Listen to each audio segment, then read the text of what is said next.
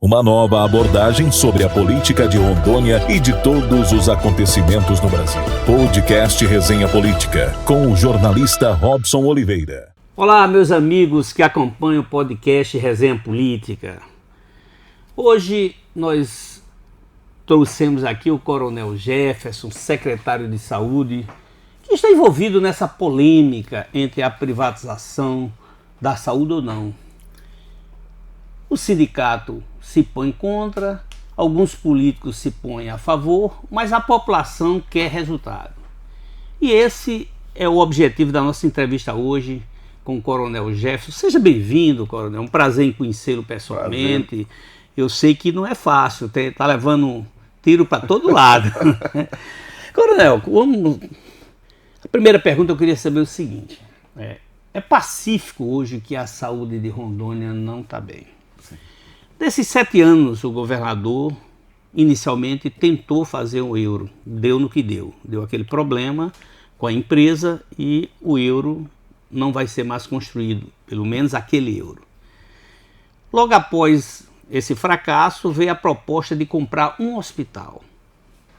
Me parece, pelas entrevistas que eu acompanhei do governador e de alguns secretários, inclusive o senhor, nas mídias, também não deu certo. Agora vem a proposta da privatização dos trabalhos fins, das atividades fins, porque privatizado vários setores do serviço público já ocorre, né, como lavanderia, enfim. Mas as atividades fins, que é a atividade de enfermagem, a atividade médica e as outras áreas da saúde que compõem a Secretaria Estadual da Saúde.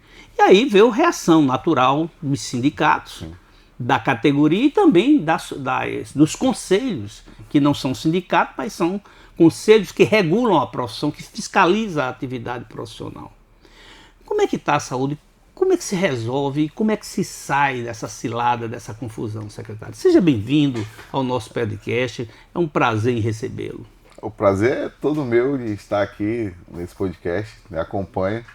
E até perguntei logo no início, né? É um podcast de várias celebridades e o que eu realmente sou muito de bastidores ali, mesmo com toda a imponência do cargo, né? Não faço questão de fazer tantas entrevistas assim, mas agora com esse problema da terceirização, né? Terceirização, não é privatização, até porque é uma situação lá da Constitucional, que a saúde ela é realmente do Estado, a gente tem que manter. E o que a gente vem buscando, Robson, e o que o senhor falou, a saúde do Estado de Rondônia ela não vem boa há muito tempo, né? Isso a gente não precisa ficar escondendo.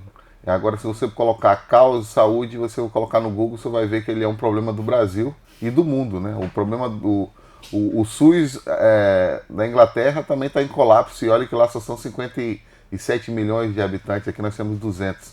E mesmo assim o nosso programa ele é um dos melhores do mundo, né? É uma referência do mundo. Essa semana mesmo, uma paciente aí de São Paulo estava por aqui, foi utilizar a POC e fez um relato, eu até marquei, vou ver se eu vou até deixar para repostar, mas colocando mesmo aquele mundo de gente sendo atendido na POC, mas tudo organizadinho, com tecnologia, o pessoal a gente colocou esse padrão de melhoria, né, para melhorar o atendimento ali das pessoas, fez o exame antes. Então ele é um colapso, e é um colapso que ele é muito bem estruturado, simplesmente por uma falta, não de gestão. Nós temos gestores maravilhosos no Estado, nós temos profissionais maravilhosos, mas hoje digamos que é o modelo de gestão mesmo. O modelo que é feito de forma direta. Isso é muito simples, porque a maioria dos senhores e todo mundo que passou aqui já foi gestor e sabe que hoje, por exemplo, o SUS ele não evoluiu dos anos 88 até agora no modelo de gestão. Ele continua amarrado lá atrás. O senhor sabe, por exemplo, dentro de uma constituição de um valor SUS, hoje eu tenho que fazer uma cirurgia que o SUS me dá R$600 ou R$0, mas o privado cobra R$100 mil. Então como fazer isso? como fazer esse tipo de Secretário, modelo então funcionar. o problema hoje é financiamento? Hoje é financiamento. Pode me chamar de você, porque isso aqui é um podcast, né? Acaba o militar, acaba Não, levando não se isso. preocupe, não se preocupe, Mas, não. viu, Robson, o financiamento é um dos maiores problemas do SUS.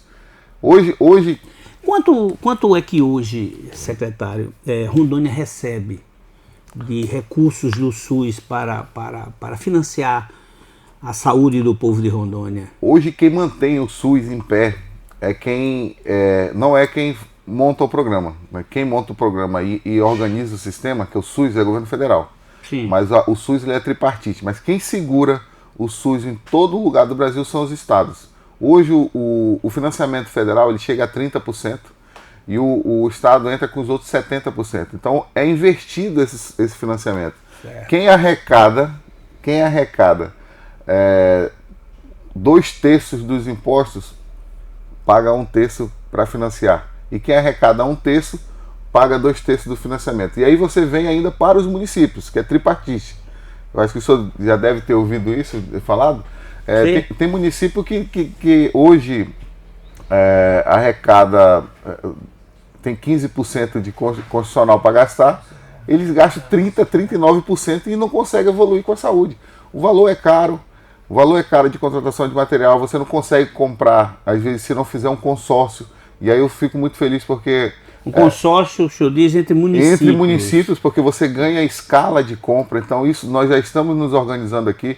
Eu tive, inclusive para serviços, nós fizemos reuniões essa semana em Brasília e através de online, justamente para fortalecer algumas áreas com consórcio já municipal. Né? O prefeito Charles está com uma visão junto com o Gil. Charles é de Alto Paraíso, Vale do Paraíso, eu sempre me engano. Vale do Paraíso. Ali perto de Ouro Preto. Isso, e Gil, que é o de Alta Floresta. Então, eu passei essa ideia para eles de trabalhar em consórcio, por exemplo, para comprar medicamentos. Se o senhor for comprar, uma cidade de 30 mil habitantes, for comprar medicamento, ninguém vai nem olhar para a sua licitação. O cara vai pegar uma licitação que tem um grande volume. Então, reúne todos esses municípios e compra por capacidade de escala, grande escala. Então, a ideia da situação da terceirização, ela causou essa polêmica, e aí ontem eu tive uma reunião muito tranquila com o pessoal também do Cimero, da diretoria, para explicar o projeto. Não se trata de privatização, não se trata da terceirização, mas de uma gestão compartilhada. Então o senhor sentou com o sindicato? Já, sentei. Porque o que eu vi durante essa semana, como é um bate-papo, eu lhe interrompo, você me interrompe. Não, pode ficar tranquilo. O que eu vi essa semana, ao invés do governo, isso foi uma percepção que eu tive, de discutir, dizer, vamos sentar, vamos dialogar, tentaram foi desqualificar o presidente do sindicato, quer dizer, ao invés de resolver o problema, dizer que o cara não presta, que o cara teve lá, sim, mas que ele passou pela... Estou entrevistando ele também e vou perguntar porque ele não fez. Mas quer queira, quer não, as pessoas, quando se elegem, né, eles propõem ser melhor do que o antecessor. Sim. Então, essas pessoas que foram eleitas que a população tem que cobrar. Então, é o seu governador e é o senhor. Sim. E assim, eu sou muito tranquilo em relação a isso, em relação aos avanços de serviço de saúde no estado de Rondônia, eles melhoraram muito. Tanto que, assim, a percepção que nós temos é porque o volume de atendimento ele aumenta. E eu uso uma frase que eu não lembro de quem é, mas quanto mais você melhora a saúde, mais parece que ela vai piorando. Porque muitas outras regiões vêm uma procurar. Frase que é bom esquecer de quem fez, de quem foi. Não, mas eu vi porque se espera o inverso. Cada vez mais você vê, bem mais melhor. Mas você vai, por exemplo, nós temos o Rondônia. Olha só como é que saiu essa semana passada, no site do Ministério da Saúde, da regulação de saúde de todo o Brasil. Os estados que mais avançaram em cirurgias eletivas. Né? Os estados que mais avançaram em cirurgias eletivas no ano de 2024. Sabe qual foi o estado? Proporcionalmente, claro. Nós somos um estado pequeno, 1.800, mas em porcentagem, Rondônia foi o número 1. Nós fizemos mas ainda há um passivo muito grande. Tem. Nós fizemos a maior quantidade de cirurgias. Eu só fiz a métrica nos últimos 6 anos que eu estou aqui. Porque nos últimos 6 anos foi a maior produção histórica de cirurgias eletivas. Nós fizemos, são quase 40 mil cirurgias, são quase 40 mil pessoas que deixaram de sofredor que estava em algum lugar no estado de Rondônia. E isso reestruturando o serviço. E foi um dos maiores problemas que nós tivemos assim, quando assumi, mas por conta de uma situação histórica. Todo mundo viveu a pandemia. E a pandemia destruiu tudo que nós chamamos de redes de atenção à saúde. Todas as redes de atenção, rede materno-infantil, a rede... Secretário, já passamos 2 anos, mais de 2 anos depois da pandemia, não deu para reconstruir essas redes, secretário? Um processo, nós trouxemos para cá a Haste Beneficente Portuguesa. Essas redes hoje estão muito bem já elaboradas. Rede de urgência e emergência, dentro da construção daqueles dos municípios ali que estão com capacidade instalada através de vários programas para justamente aumentar essas cirurgias eletivas. Nós chegamos a esse volume de quase 40 mil cirurgias. Então, teve uma evolução e hoje é sustentável esses trabalhos. Ele não vai ser algo que eu vou sair, vai entrar uma outra pessoa e tipo assim, a não ser que ele diga, não quero mais fazer cirurgias eletivas. Mas como não querer fazer cirurgias eletivas, se esse passivo, o senhor sabe muito bem que antes da pandemia a gente já tinha um passivo. Sim, eu cheguei aqui em 2002. 2002, eu era oficial do Exército, eu já tinha o problema já do João Paulo, cansei de levar recruta quebrado e buscar recruta lá no João Paulo quebrado, caído de moto, alguma coisa nesse sentido. E a gente já tinha esse problema ali. Nesse passivo todo de lá para cá, depois da pandemia, que ninguém fez nada, ficou um passivo maior. Em apenas 2 anos a gente já conseguiu bater vários esses recordes de cirurgias que há muito tempo vem assim. Vamos voltar para a questão fulcral, né? que foi essa divergência entre os sindicatos. Né? Estavam até apagados, vocês conseguiram dar oxigênio. Sindicatos. É um argumento do porquê o barulho também, né? Uma oportunidade. Mas as pessoas passam a se defender quando, entre aspas, se sentem atacadas. Mas vamos voltar. Essa discussão entre privatização e terceirização é muito tênue, porque uma coisa não está dissociada da outra. E o que eu vi lá, pelo menos foi o que eu vi nas matérias. Eu tentei entrar no site da secretaria para checar lá direitinho, mas não consegui ler as planilhas todas. Dizia assim, que na terceirização você pagaria em tese R$9 mil a um motorista. O motorista merece ganhar bem, eu também acho. Mas ele de fato não recebe metade disso. E que é uma forma apenas de enriquecer, até porque nenhuma iniciativa privada não vem se não tiver lucro. Isso é natural. Sim. Isso é natural. E o sindicato diz o seguinte: não há uma política de melhoria da qualidade dos serviços prestados. Aí eu vou entrar já no hospital no João Paulo II. Não há uma política definida de qualificação. Eu vou perguntar se não há. Sim. E não há uma política de melhoria salarial. O que o senhor tem a dizer sobre esse tripé aí, essas 3 questões? Primeiro, a qualificação. Vamos lá. Qualificação. Nós, ao longo desses 2 anos, a gente saiu de uma escola técnica de saúde que não tinha visibilidade para instalar o Instituto de Educação Superior do Estado de Rondônia em Saúde. Foi instalado? Foi instalado o IESP, foi feito lei. Está funcionando, a gente está recebendo mais de... Antes, sabe quanto que era o orçamento para treinamento permanente da população, dos profissionais? Não. 0 orçamento. Eu já começo o ano com 2 milhões para treinamento para esse povo. Antes, 0. Hoje, 2 milhões já começa. Então o senhor está dizendo que não se qualificava ninguém? Não vou dizer que não se qualificava. Se qualificava porque os profissionais... Não, estou falando não tinha uma política. Não tinha uma política. Hoje a gente tem um Instituto Superior de Educação linkado à CEGETS, que é a secretaria ligada ao Ministério, que faz a situação de treinamento constante dos profissionais. Certo. Nós temos inúmeros profissionais viajando para lá, trazendo informações e trazendo aqui para a equipe, junto com a IESP. Treinamento constante lá dentro do Instituto de Educação, inclusive para os municípios. Hoje, essa semana mesmo eu fui em Brasilândia e o pessoal está com problema lá, por exemplo, da rede de urgência e emergência, de emergencista. Já mandei preparar a equipe, vocês vão descer para treinar o pessoal de Nova Brasilândia. Então, esse trabalho já vem sendo feito há muito tempo, mas só que agora de forma sustentável, com o Instituto, linkado com o Conselho Nacional de Saúde, linkado com o Ministério da Saúde, trazendo recursos do Ministério para lá para dentro. O Conselho Estadual de Saúde, que é importante. É a participação e inserção social junto as políticas públicas, eles têm participado, vocês têm dialogado o direito de enfermagem, ou vocês têm feito aquilo que alguns governos já fizeram, dar as costas ao que falam os conselhos?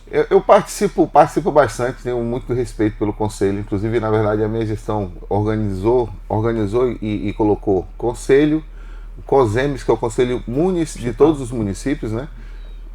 Através deles que a gente monta a política. Então a gente faz esse diálogo, a gente vê que ali são categorias também, né? Cada um, eu sinto muita, de verdade, eu sinto muita falta realmente do conselho voltado para a população. Voltado para... De que forma? Ele está de costa para a população, o conselho? O conselho voltado mais de querer resolver o problema para o povo. Né? Eu tenho alguma dificuldade nesse sentido ali, a gente tem esse diálogo, mas eu tenho um respeito muito grande, todos eles. Não, mas não entendi. Resolver como? Eles não estão ajudando? Por que quem tem que resolver é o senhor? Não, quem tem que resolver é o senhor. O senhor tocou no ponto. A gestão para resolver sou eu. Mas o diálogo daquilo que é melhor para a população, a gente sente um pouco da dificuldade disso. Definir políticas, porque ali são classes. As prioridades. Você entendeu? Ali são classes. É classe do trabalhador, é classe do... E aí, tipo, cada um puxa para o seu nicho. É um conselho, né? Que tem representação. Várias representações. Isso, e a gente sente essa... eu sinto, sinceramente, essa situação muito voltada à população. O dissenso está atrapalhando. Porque a minha gestão, como a minha equipe, o objetivo, o nosso foco é trabalhar. Claro que a gente segue o modelo da diretriz do nosso governador, Coronel Marcos Rocha, né? Mas o objetivo principal é entregar a política pública dentro daquele conceito que nós temos de saúde. Dentro daquilo que a gente estuda, corre atrás, verifica para tentar entregar. E aí, nesse cenário, na pergunta do senhor, a gente montou esse instituto. Nós éramos não era o único. Nós tínhamos o Acre, Roraima e Rondônia, que não tinha o instituto. Tá. Justamente para isso aí, para qualificar e treinar o pessoal. Eu falei, pode ficar tranquilo que em 3 meses eu apronto essa lei. Para completar esse tripé, né? Eu falei 3, né? Então, as duas seguintes, uma está intrinsecamente ligada na outra, que é as condições melhores e objetivas de trabalho, equipamento, tecnologia, e uma política de salarial. Essas duas aí, para completar as 3 perguntas que eu fiz. Estrutural. Em face da pandemia, acredito, nós tínhamos várias obras, que inclusive uma que é bem polêmica, que é aquela situação dos 100 milhões, né? Se o senhor lembra, dos 100 milhões lá. Aí está na pauta. Está na pauta. E todos esses recursos ali, todas essas obras, ficaram em stand-by. Assim que eu assumi, em janeiro de 2023, a gente fez, até pela experiência que eu vim da Secretaria de Obras, até pela experiência com a parte de obras ali, a gente conseguiu, inclusive a Caixa me deu esse aval, que eu agradeci essa semana a Rosane, que é gerente de contratos do Gigov em relação a obras. Ela, com 2 meses que eu estava na secretaria, ela apareceu na CESAL. Ela veio com a equipe para abrir tomada de contas especiais para buscar o recurso, porque se não usa os recursos... Ao longo dos 5 anos vocês não fizeram obra, então vocês não querem mais o recurso. Eu falei, olha, acabei de sentar aqui, me dá, por favor... Uma tomada de conta especial dá problema. Então, inclusive a principal delas era Guajará-Mirim. Que é o hospital que foi reinaugurado. Foi recém-inaugurado. Você sabe que lá tinha recurso federal e recurso do Estado. Era algo em torno de... Se eu não me engano, 10 anos essa obra. Ao longo de 10 anos, mas pelo menos está pronto já. Ao longo de 10 anos, 10 milhões era do governo federal e 2 milhões foi contrapartida do Estado. Algo mais ou menos nesse valor aí. E aí eles vieram para tomar de conta especial, não, vocês não vão mais fazer, há muito tempo, vem se arrastando. Eu falei, cara, me dá 1 mês, eu vou te montar um plano de trabalho e eu vou seguir aquele plano de trabalho. Pode ficar tranquilo que eu vou correr atrás, vou para Brasília, eu vou destravar isso aqui. Na verdade, ela chegou, aí me olhou lá na secretaria. Eu falei, o que você está fazendo aqui? Ela veio encontrar com o secretário. Eu falei, não, o governador nomeou a secretária de saúde. Aí ela falou que tinha vindo para aquela missão, mas como nós tínhamos recuperado quase 1 bi do PAC, que estão sendo entregue agora pela Secretaria de Obras, junto com uma equipe nova, ela falou, vou te dar 3 meses. Ela não perguntou o que é que tu entende de saúde, não, né? Ela perguntou... Que é obra, parece que você é um tocador de obras. Ela falou assim, olha, eu vou confiar do que vocês fizeram na obra do PAC, recuperando quase R$1 bilhão. Tu tem esse monte de obra aqui. Ela reuniu com a gente, eu vim para cá para abrir uma tomada de conta especial. E aí, tenta recuperar, eu vou te dar 3 meses, para não dizer que eu não deixei você tentar. Aí nós fomos, Guajará-Mirim foi entregue, São Francisco tá para dar ordem de serviço, SVO tá para dar ordem de serviço, inclusive ontem ela falou, o projeto ficou muito bom, vamos dar ordem de serviço. Semetron, que o senhor já deve ter passado por lá, já viu a obra do Semetron? Ela vai ser, aquele convênio com a Unir tem futuro? Ele vai... Está dependendo hoje... Eu soube que vocês estão negociando para transferir a gestão para a Universidade Federal. Na verdade, nós apresentamos 3 projetos, o Retaguarda, o Retaguarda, HB e o Semetron. Eu acredito hoje, Robson, do que eu já aprendi como saúde pública aqui, com a minha equipe, mais por osmose e algumas leituras. Obrigado, a sua sinceridade. Eu colo muito com a minha equipe todo tempo e perguntando coisas básicas ali, às vezes até, né? Mas, assim, o HB seria o modelo dele. Jorge Teixeira, acho que pensou nele como sendo grandes departamentos voltados para a área. Então, você imagina um departamento igual o UNI, tem o departamento de contabilidade, departamento de matemática, ele tem muito bem essa função. Então, eu acredito que seria uma boa opção, mas toda essa visão que o senhor já leu, está com o EBSER. Mas voltando para a infraestrutura, a gente recuperou essas obras e nós fizemos melhorias em todos os hospitais. Olha, o HB, o senhor sabe que o recurso público de saúde ele é parco, ele é pouco, é mínimo. E a gente conseguiu recuperar alguns convênios que nós tínhamos desde 2017, alguns recursos que eram de... É mínimo, secretário, mas vem recebendo, por exemplo, as emendas, aquelas emendas que os deputados, alguns deputados que são sabidos para danado, eles saem correndo atrás dela, é para vir para a saúde. 50% vem, mas é distribuído não só para o Estado, né? Ela é de saúde como um todo. Quer não, termina formando essa grande rede. O grande volume, isso é uma situação que é um tema muito bom de se discutir, inclusive está sendo discutido lá pelo Flávio Dino, né, naquela situação das emendas PIX. Eu estou acompanhando. Porque se o volume é 50% da saúde, o problema todo da saúde hoje, ele recai aonde? Na alta complexidade. Certo. E é uma situação de entendimento. Por quê? A saúde ele é um conglomerado de situações que nós temos primária, né, e alta complexidade. E a primária, a gente resolve 80% dos problemas da saúde, a gente resolve aqui embaixo, com 80%. Se esse investimento realmente vai lá, voltado para um objetivo específico, por exemplo, hipertensão e diabetes, o João Paulo não estaria cheio. Mas o João Paulo não está cheio de gente que se quebra de moto aí, não? Mas tá. Eu só sabia que o volume desse cenário aqui embaixo, de você não cuidar do cara que é hipertenso, o que vai acontecer com ele? Vai impactando, né? Vai infartar. O cara que é diabético, se você não cuidar dele lá na UBS, vai fazer o quê? Termina lá sendo... Termina com o pé podre lá no João Paulo.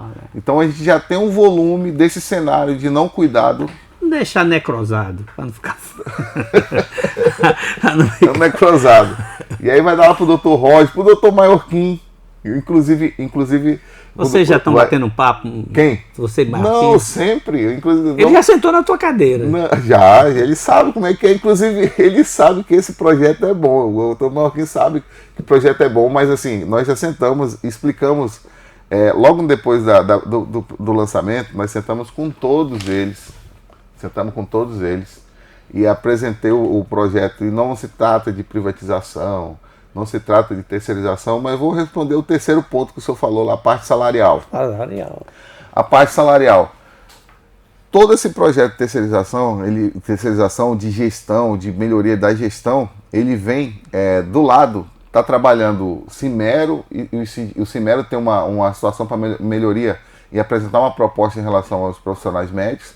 Nós temos um trabalho que dia 6 de maio vamos apresentar em relação a todos os sindicatos, que foi um pedido deles. Então todo o trabalho de melhoria que foi pedido pelos sindicatos, pelo Cimero, inclusive ontem a gente estava sentado com o Maiorquim lá, sentado com o Maiorquim em relação à melhoria salarial, que eu acho justo. Inclusive eu fui um dos poucos que teve a coragem de falar que realmente não teve a equidade na hora do PCCR, Robson, porque...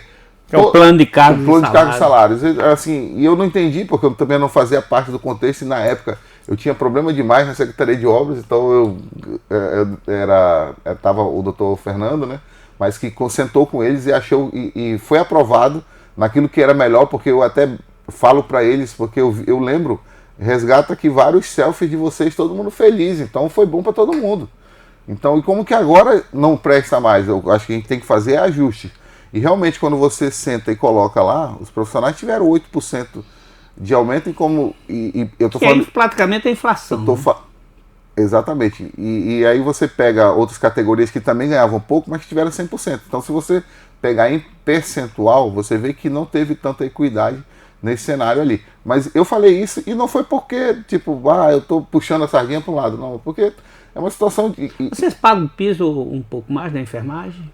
Piso da enfermagem, todas as outras categorias trabalham em cima do piso. Durante a pandemia foi a profissão que mais todos esteve à frente. Isso. E aí é uma situação realmente que, após essa fala, então essa parte de salarial está sendo trabalhada em conjunto e não tem nada a ver com isso aqui. Sim. Isso aqui continua, essa fase continua com eles, a gente está sentando, para entender, para o nosso ouvinte que acompanha a gente nas nossas plataformas, no nosso canal e também na TV Rema, que sábado e domingo reprisa as nossas entrevistas, eu vejo que há uma discussão vocabular em terceirização e privatização. Mas privatização. É isso mesmo. Não deixa de ser privatização. Você traz um OS, mesmo ela com aqueles caráteres do ponto de vista estatutária de que não tem finalidade, mas tem.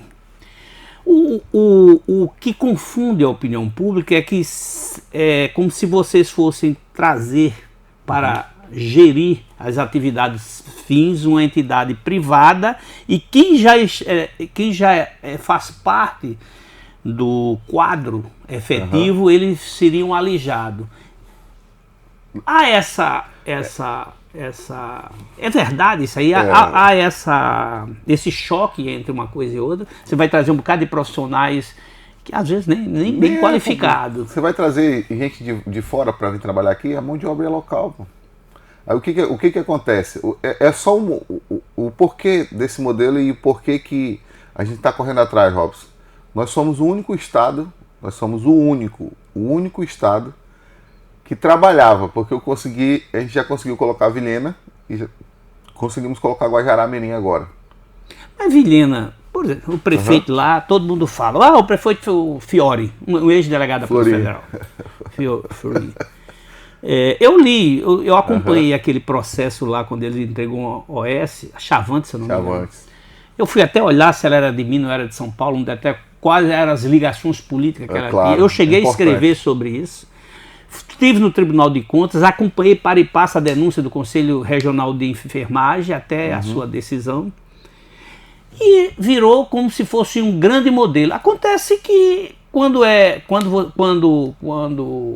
tem um problema, como ocorreu agora, de alta complexidade, essa privatização em Vilhena, entre aspas, vira um engodo. Porque joga todo mundo o que tem de ser feito mesmo para Porto Velho, numa BR que todo dia está matando, está ceifando vidas, e fica só aquilo que aparentemente é simples de se... Aparentemente. Lá nós estamos fazendo alta complexidade lá, Robson. Ali realmente foi uma... Agora mesmo morreu uma médica e uma paciente de alta complexidade, porque teve que vir para a capital. Mas ela teve que vir, não foi por falta da capacidade instalada lá. E por que não ficou lá? Ela teve que vir porque não tinha...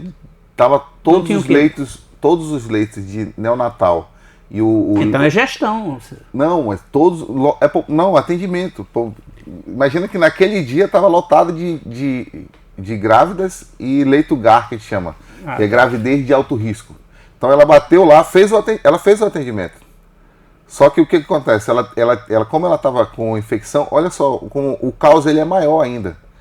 Porque ela foi parar... Então o senhor reconhece que é um caos?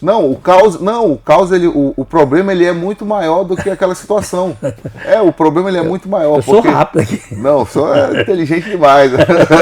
A experiência, né? Quantos anos já nessa... 40. 40 anos, então. Eu estou 2 anos só nessa guerra em relação à saúde, né? Mas essa grávida ela foi parar na alta complexidade, sabe por quê? Uma infecção urinária. Qualquer laboratóriozinho, se duvidar até em farmácia, você consegue fazer um exame de urina ali e Porque não fizeram detectar essa... Então, isso que eu tô falando, essa grávida era de Alta Floresta. Ela foi subindo, buscando atendimento. Então, volta ao que eu disse, faltou gestão. E aí entra Vilhena. Hoje, quando eu assumi, sabe onde que eu tinha alta complexidade para esse problema em específico? Onde que eu tinha leitos GAR, que chamam gravidez de alto risco. Nós só tínhamos aqui no base. Então, todo mundo tinha que vir para cá. Não tinha outro lugar no estado. Aí nós colocamos Vilhena, inclusive com UTI neonatal, nós colocamos em Ouro Preto, nós colocamos de Paraná e colocamos e aqui em Porto Velho. Agora nós contratualizamos mais efetivo lá dentro do estado de base. Tem um hospital regional, né? Tem, mas não tem esse serviço. Inclusive o próprio prefeito, ele falou, por que não veio para Cacoal? Nós temos inúmeros pedidos, às vezes para passar por lá para esse tipo de situação, e não recebe porque não tem especialista para isso. Não tem UTI neonatal lá para receber. Se a grávida nasce prematuro, vai ter que ir para uma UTI neonatal e não tem suporte. O que vai acontecer? Salva a mãe, o bebê vai acabar falecendo. Então, nesse sentido, Vilhena, quando recebeu essa grávida, atendeu, a gente tem que tirar alguns ensinamentos também. Vilhena recebeu essa situação, analisou, olha, essa criança ela pode nascer a qualquer momento, então eu não vou ter, porque todas as incubadoras aqui estão lotadas. A UTI neonatal está lotada.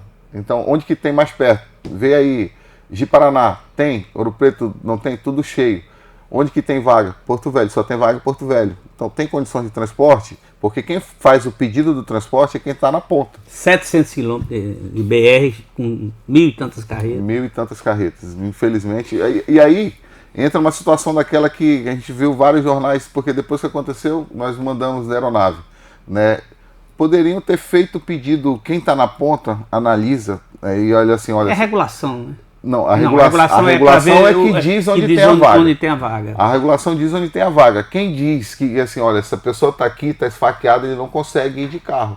Manda o aéreo, é quem está na ponta. Quem está na ponta. É ele que vai dizer. E aí o que acontece? Poderia, de repente, manda, inclusive é uma situação que eu quero levar para discussão na CIB, com os municípios. O que é CIB, que é o consórcio?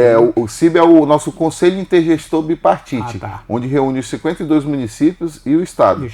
Nessas regiões onde tem esse intervalo, nós temos duas macro-regiões, Vilhena e Cacoal, que nós temos para cá para o intervalo 500 quilômetros, e nós temos aeroportos que funcionam 24 horas, né? A gente diminui esse intervalo porque o nosso aéreo está aí 24 horas. Nós temos equipes treinadas, inclusive nossa equipe é solicitada pelo Brasil para treinar o Brasil em alguns treinamentos de resgate aéreo. Então, nós temos equipe que gostam de voar e gostam de salvar. Então, faz essa situação, claro que não banalizando, mas essas viagens noturnas solicitam onde nós temos. Cacoal hoje, inclusive foi na gestão minha, a Celso me entregou, junto com o DR lá, um aeroporto moderníssimo lá, que dá para se pousar noturno. Vilhena... Ji-Paraná também. O de Ji-Paraná Ji-Paraná também. Exatamente, iluminação. Não sei se está liberado. Mas Vilhena pousa noturno, Cacoal pousa noturno, para a gente modificar a legislação que nós temos em relação a isso. Mas nesses casos, em virtude dessa situação da BR, infelizmente naquela semana, você viu a quantidade de gente, né? Que aconteceu ali, vários problemas de trânsito, para a gente mudar essa legislação e fazer esse transporte. Secretário, quando o papo é bom, ele flui. Pô, já foi. Né? Já foi, mas não tem como eu fazer mais duas perguntas fundamentais e fica à vontade para responder. O Hospital João Paulo II é uma vergonha. As pessoas no chão. É desumano. Quando se discute uma boa saúde, um modelo de saúde, primeiro é a humanização. Exato. Porque nenhum governador, não é só esse atual, porque nós tivemos um governador médico, inclusive, porque nenhum governador resolve esse problema. Aparentemente, quando chega perto da campanha, sai distribuindo doente para tudo que é hospital aí, aluga-se até leite na rede privada para botar essas imagens na televisão. Mas o dia a dia não é isso. É um caos, é um verdadeiro caos. O Hospital de Base envergonha, pelo menos deveria, qualquer gestor. Por que o senhor não resolveu até hoje essa questão do Hospital do Base? Boa pergunta. Assim, e eu respondo isso numa frase do Dr. Edenir. Juiz da Vara da Fazenda Pública. Eu estou há 20 anos, ele falou assim, ele falou assim, eu estou vendo a sua correria, nenhum governador, nenhum gestor, nesses 20 anos que eu estou na saúde, não tentou buscar uma solução para o João Paulo. E aí a gente amarra em várias situações, em alguma burocracia, e eu só senti essa frase dele quando eu terminei Guajará-Mirim. Quando eu terminei Guajará-Mirim, que a obra estava pronta para entregar à população, ela já ir, aí veio alguns embaraços, inclusive jurídicos, que eu tive que recorrer à doutora Inês, lá no TJ, e falar assim, gente, isso aqui é uma obra pública, está pronta para ser utilizada pelo povo. Por que tá difícil tanto assim para entregar isso? Então, mas o problema era do judiciário ou de vocês? Não, que várias pessoas entraram com liminares, né, para tentar embargar o funcionamento do hospital. Por quê? Alegando várias coisas. Várias situações, desde sobrepreço, sendo que o preço que nós cotamos era 95 milhões e a obra ficou com 89, então teve um desconto. Né? O senhor sabe que quando o senhor joga para disputa, a disputa inclusive é eletrônica, não é carta convite que eu chamo um amigo meu, eu chamo qualquer, não, eu jogo para todo mundo aí, eu nem tenho acesso. Mas nos eletrônicos também não é um problema, que eu estava vendo na Secretaria de Saúde de vocês, teve aquele negócio da digitação, foi uma confusão danada, vocês fazendo reconhecimento de dívida, cometendo crime. Sim, tem várias situações, mas quando você foge desse modelo, quando o senhor foge do modelo, que é o modelo arcaico, que inclusive foi na 866, foi bastante... que agora é 14.000... Agora é 14.133, o senhor consegue diminuir, inclusive na secretaria eu consegui ter, como é que eu digo para o senhor, eu consegui ter descontos em serviços, porque eu saí do modelo que era habitual, joguei o eletrônico, tinha serviços que eu pagava 5 mil, hoje eu pago 2,5. Serviços de saúde. Entendi. Então eu consegui a economia de quase 50 milhões de reais no primeiro ano. Estava tendo sobrepreço? Vocês mandaram apurar isso? Não, isso daí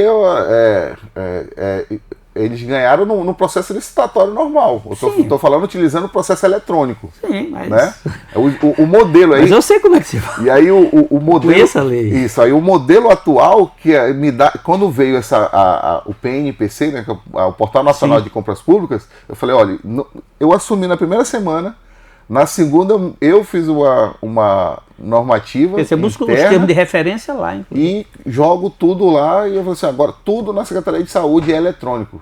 Nada é manual, nada é papel. Mas como o tempo está indo, vamos voltar para o João Paulo. E aí? Então, e aí o João Paulo, a gente tentou tudo aquilo que o senhor falou, tentou a empresa lá, não deu certo, lá a Vigorturé, e olha que o governador, sou entendido na área de licitações, procurou o melhor, e por isso que o governador procurou o melhor instituto de licitação, foi para a B3, licitou, a empresa ganhou, todo mundo feliz, batendo martelo, começar a obra. Mas na época, alguns jornalistas, inclusive eu, disse que aquela empresa tinha problemas de idoneidade. Vocês não leram, não. Eu não, assim... Mas eu escrevi. Tá. Que eu andei pesquisando por onde ela passou. E na verdade foi o consórcio, né? Não deu certo e aí caiu. O que eu consegui... Esse negócio dos hospitais, ouvi... Consegui falar... Tem denúncia aí... Denúncia não, desculpa, não há denúncia. Há fofocas. Sim. Se bem que fofoca não é notícia. Mas há conversa na cidade que tentaram aumentar um preço de um lado. Aí eu disse, será que isso é caixa 2 para a campanha eleitoral? Mas me parece... Eu vou falar para o senhor, eu como gestor, porque sou eu que assino e eu que vou responder pro resto da minha vida. Né? Eu que vou responder pro resto da minha vida e eu falei isso pro governador. Chefe, que eu estava lá na Assembleia quando ele falou aquilo, eu não sabia, porque até então, surpreendeu todo mundo. Eu estava falando com o dono do hospital, só eu e uma outra pessoa da secretaria. Porque quando o Sérgio Pires escreveu que o governador vai comprar um hospital, e aí que ia pagar 60 milhões no Hospital das Clínicas, o pessoal do 9 de julho, você vai pagar 60 milhões naquela coisinha pequena, paga o meu que eu vendo por... 30 ou 40 litros. Eu vendo o meu pelo mesmo valor. Aí eu falei, opa, vamos... Fui lá, visitei, realmente... Ele se enquadra no primeiro módulo. E por que comprar um hospital, Robson? Um hospital nesse porte, ele era o primeiro módulo que a Vigorturé teria que entregar. Então nós queremos ganhar tempo justamente para tirar, e não é uma situação, é aquilo que o senhor falou, é indigno aquelas instalações ali. E outra, eu reformei lá dentro Não, eu queria saber esse negócio. Era o primeiro módulo, porque quer queira, quer não, o João Paulo tem 120 mais 40, 160 leitos. Esse hospital que vocês iam comprar, se eu não me engano, eu dei uma olhada, é 40 leitos só, 30, o 40. 9? Sim. Não, o 9 ele chega... Não, o primeiro. Esse é o primeiro que o senhor falou, clínica. Ah, o hospital, por isso que o hospital da clínica não ia num pacote. Mas o hospital das clínicas ele teria uma vantagem, porque ele tem todo aquele aglomerado de terreno que a gente consegue, numa PPP, levantar ali, aumentar a parte de enfermaria. Mas o que se encaixava no primeiro módulo, o 9 de julho caía com uma luva. E cai com uma luva. Só que... E por que desistiram? Eu desisti porque de 60, que eu conseguia justificar... 60 bilhões era o preço inicial. O governador disse dobrou? Que em uma semana pulou para 100 milhões. Então eu falei, governador... Mas o senhor não estava conversando com a empresa? Tinha isso mesmo? Conversei, até onde eu conversei estava aqui, depois se montou uma portaria. Esse sobrepôs ao governador Não, demais? foi a própria empresa. Acho que depois que se criou um decreto, acho que o senhor deve ter lido um decreto. Uma comissão? Uma comissão de saúde, até eu passei as informações que eu tinha e a partir daí a comissão tocou. E eu fiz questão, inclusive, deixei isso bem claro. Aí o senhor saiu fora. Eu fiz questão de deixar bem claro na frente de todo mundo, porque até aqui, o senhor sabe que quem senta na saúde, todo mundo já acha que é ladrão, né? E aí eu deixei bem claro que o que acontece. Quando o senhor está aqui, eu estou negociando. Eu falei, olha, tudo que eu negociei está aqui, telefone do pessoal, podem fazer a negociação. Depois só me diz o resultado, que aí eu monto o processo. Quando a fala do governador diz aquilo, e aí sai dali, eu falei, chefe, eu não assino algo nesse sentido. Mas acima disso daqui, aqui eu tenho argumentos e técnica para provar que esse valor é justo. Uma pessoa lá dentro do palácio me disse que tu balançou nessa época lá o teu carro. Não. De falar, né? Falaram que tu balançou, mas não caiu. O que acontece, Robson? Tu tá bem? Tá seguro lá no governo? Assim, em relação ao cargo... tá um desgaste tá danado. Eu nem vejo como desgaste, até porque o que acontece? Todas essas matérias que estão saindo aí, eu falo para o senhor, é natural, e o que é mais chato é que são falsas. O que é falso? Por exemplo, o senhor lembra que a gente fez uma licitação agora, e o cara... Tem o site aí, meu Deus do céu. Não, deixa o site de fora. Eu não vou expor nenhum colega na justiça contra o jornalismo. Não vou nem... O pessoal me mandou... Né, mas, sim, assim, mas o que era? Qual é o conteúdo? Integrante da CESAL faz licitação e participa do certame e ganha. Ah, tá, eu vi. O cara nem participou. Mas ganhou? E o cara... Não, ele nem participou. O cara nem participou. Não, é isso que tá dando, não sei. E não ganhou também. E a empresa que ele tinha... Eu achei tão estranho, como é que não eu acho que eles puxaram pelo nome. Beleza, o cara puxou pelo nome. Ele tinha uma empresa, a empresa dele é baixada. E se colocou no site. E aí quem tá lendo aqui, tá vendo? No Conselho de Saúde. No Conselho de Saúde. Eu falei que essa CESAL tem rolo. Aí eu falei assim, gente, pelo amor de Deus. Não checaram. Vou mandar a informação verdadeira aqui. Eu até usei a frase de Juca Chaves, nem lembro, nem sei, que ele falou assim, olha, até se fala a verdade, dependendo de quanto você... né? E aí eu explicando, e não me chateia, porque eu acho que isso aí faz parte do modelo político de Rondônia. Não, mas quando chega perto... se a notícia não for verdadeira, tem que chatear mesmo, tem que se dignar, porque a gente tem que ter o compromisso com a verdade. Eu não estou dizendo infelizmente não tem. Esse povo não tem compromisso com a verdade. O compromisso é com as likes, é para expandir mesmo notícias falsas, né? Mas a saúde não vai boa, não tem notícia falsa. Isso eu não neguei para o senhor, e não é só no Estado. Né? Isso não é só no Estado. Nós estamos recebendo gente do Amazonas, nós estamos recebendo gente de Santarém para cá, buscando de UTI, inclusive com pedido no Mato Grosso, que lá está com fila de UTI para trazer para cá para fazer cateterismo. Então, o contexto que eu expliquei para o senhor em todo, aqui a gente, nesse sentido, eu não neguei para o senhor que a saúde está boa. Né? Não neguei, mas o que nós estamos buscando, e nós temos indícios, eu recebi, por exemplo, 60 mil exames de tomografias na fila. Hoje ele está zerado. Então, e como que se faz isso da noite para o dia? A gente montou um planejamento, terceirizando, descentralizando os atendimentos. Então, não é uma coisa fácil você apagar esse passivo da noite para o dia. Eu estou só há 2 anos. E esse caos que o senhor vem falando, ele vem há 30 anos ali, praticamente, que vem aqui. Né? Desde Jorge Teixeira, quando pegou, que centralizou. E eu falo isso para todo mundo, Robson, muito tranquilo. pode sentar na minha cadeira, meu, voluntário. Inclusive no conselho, sabe o que eu fiz no conselho? Conselho de Saúde falando, isso é falta de gestão, isso é não sei o quê.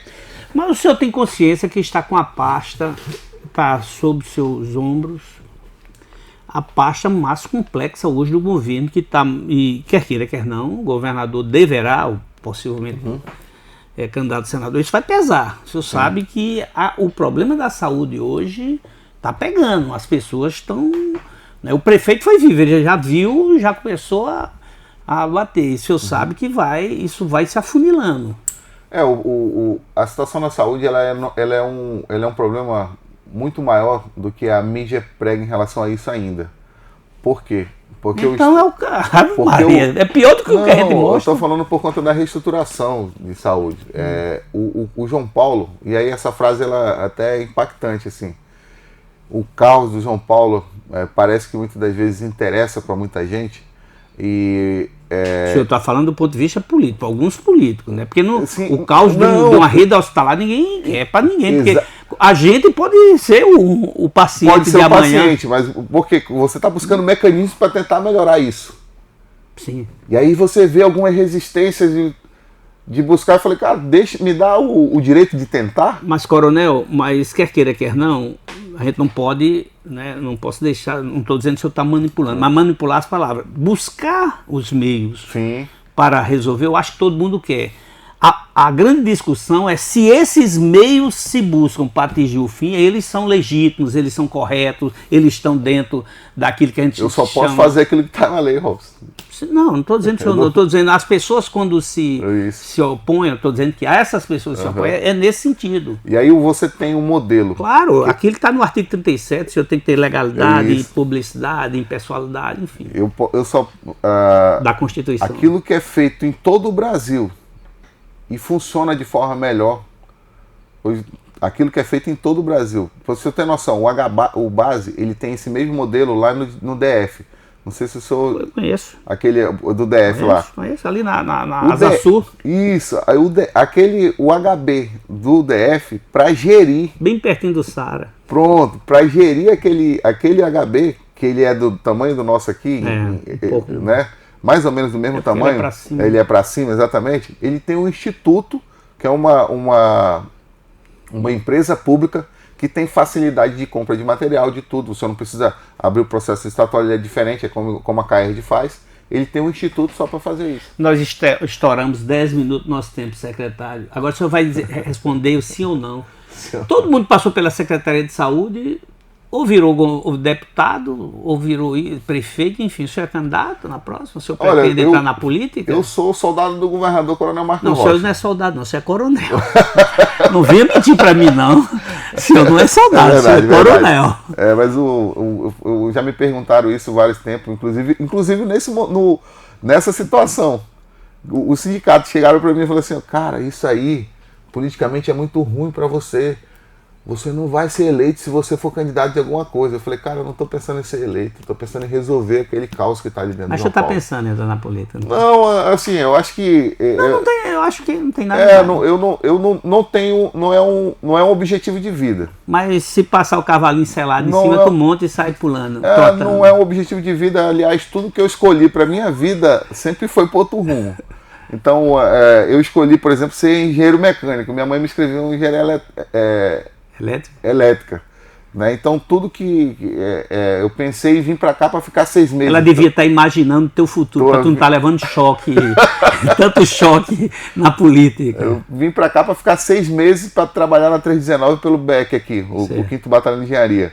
Estou há 24 anos e olha que eu bati o pé aqui, eu chorava todo dia porque eu queria voltar para o Amazonas. Eu fazia a minha faculdade lá e aqui não tinha, então eu queria voltar para lá porque fiquei por aqui 24 anos, sou apaixonado e ontem inclusive recebi o título de cidadão rondoniense e agora estou mais feliz ainda. Coronel, cidadão rondoniense e candidato a deputado federal. Não, isso é o governador que vai decidir o que ele Não, quem quiser. Tem que decidir é o povo. Ele pode escolher. O Coronel Jefferson, um prazer em recebê-lo, não lhe conhecia pessoalmente, acompanho o seu trabalho. O senhor tem um estereótipo que não é daquele da caserna, é até um cara moderno, um cabelo meio... Né? Eu não vou fazer aquela pergunta que eu fiz ao meu secretário, não. Um cabelo meio bonito, assim, meio jovem. Então, foi um prazer recebê-lo mesmo. Já está até rindo aí. Foi um prazer recebê-lo mesmo, porque é um tema muito complexo. Polêmico, é complexo. Não só polêmico, é complexo porque mexe com vidas. Exato. Eu espero que o senhor dê conta de resolver, porque a população de Rondônia está desassistida na área de saúde. Eu agradeço muito estar com o senhor aqui. Inclusive, o Dr. Maiorquim ontem foi lá estava lá com a gente lá, discutindo a melhoria salarial. E eu falei para ele que não concordava com muita coisa que estava saindo ali, mas que, assim, que nesse embate de fala de lá para cá ele também ia receber algumas situações, né, mas que a gente não concorda essa parte de denegrir mais da pessoa, de estar falando... Não, a população quer a solução, né? Do problema e não é a briga de vocês. Exatamente. Não, a gente não briga não. Com o sindicato não tem isso não. Por coincidência, daqui a 2 dias, inclusive a sua entrevista entra na terça, dele na quinta. Inclusive o Dr. Maiorquim foi um dos caras que eu aprendi a respeitar muito nesse sentido, porque uma criança perdeu o braço em Rolim de Moura e eu tinha acabado de entrar na secretaria. Falei, cara, como é que eu faço buscar isso aqui? Aí falaram, tem um médico que eu já lembrava dele da época do Exército, mas não sabia se era o mesmo, né? E aí passaram o nome, eu liguei, ele falou, rapaz, eu tô de férias, se conseguir aeronave a gente desce lá. Conseguiu o avião, a gente desceu lá, tentou, fez de tudo, não conseguiu implantar, mas a família ficou agradecida, viu o esforço da secretaria. E aí, imagina, a pessoa sair de férias, ainda trouxe o Coronel Alcioli junto para ir. Eu conheço, né, o Alcioli. Para ir junto. Lá de Ariquemes. E fez todo esse trabalho. Secretário, muito obrigado pela sua gentileza de ter que sair dos seus afazeres agora, mas para prestar contas à sociedade. Foi um prazer mesmo, foi uma grande entrevista. Nossa. Espero contar durante o resto do ano, se o senhor não cair. Não, tranquilo.